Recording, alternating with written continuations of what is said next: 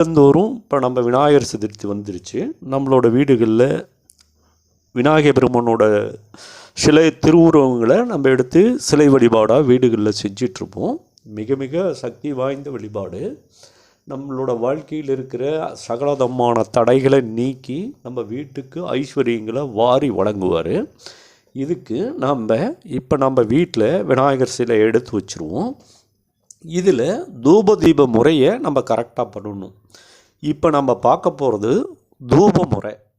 நம்ம வீடு முழுவதும் ஒரு தூபம் போடுறதுனால மகா கணபதியோட பரிபூர்ண அனுகிரகமும் அருளாசியும் சகல சௌபாகியங்களும் சகல செல்வங்களும் சேரக்கூடிய மிக சக்தி வாய்ந்த தூப முறை.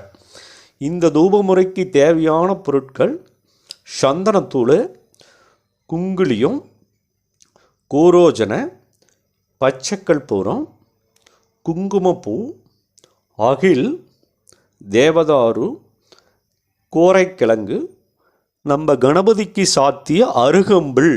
அதை முன்னாடி நாள் நம்ம கணபதிக்கு பூஜை செஞ்சு வச்சுருப்போம். அதை அடுத்த நாள் எடுத்து அந்த அருகம்பில்லை நல்லா பொடி செஞ்சு நல்லா நைஸாக இந்த தூபத்தை கூட நம்ம கலந்துக்கணும்.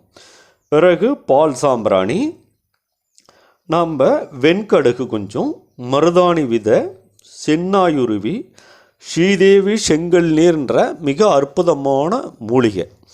இந்த எல்லாத்தையும் நம்ம ஒட்டா சேர்த்தி அதை தூபமாக வீடுகளில் போடணும். மிக சக்தி வாய்ந்த தூபம். நம்ம மகா கணபதியோட பரிபூர்ண அனுகிரகத்தையும் அருளாசியும் நம்மளோட வீடுகளில் நிலையாக தங்கி நம்மளுக்கு வாழ்க்கையை எந்த தடையும் இல்லாமல் வெற்றி பாதையில் அழைத்து செல்கிற மிக அற்புதமான தெய்வீக தூபம்.